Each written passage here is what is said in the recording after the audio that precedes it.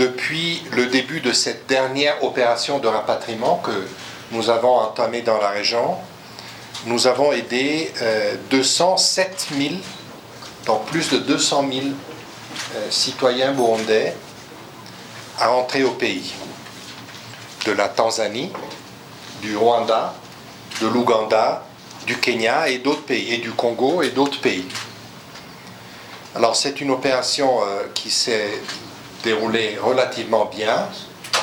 Lors de ma dernière visite, j'avais accompagné même un convoi de réfugiés burundais qui revenaient du Rwanda.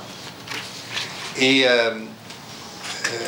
les défis de cette opération résident surtout dans les défis de la réintégration. Vous savez, les réfugiés burundais, une fois qu'ils rentrent au pays, ne sont plus des réfugiés, ils sont des rapatriés, ils sont des citoyens burundais comme les autres.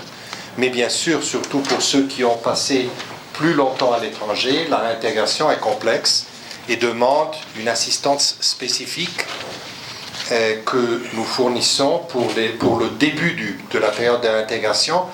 Ma visite aussi a été une occasion pour rappeler au gouvernement que c'est important d'inclure les rapatriés dans leurs programmes nationaux, que ce soit les services, les programmes de création d'emplois et autres, et de rappeler aussi aux bailleurs, à nos partenaires au développement, que c'est important d'inclure, de faire ce calcul supplémentaire. À part la population résidente, il y a la population qui rentre.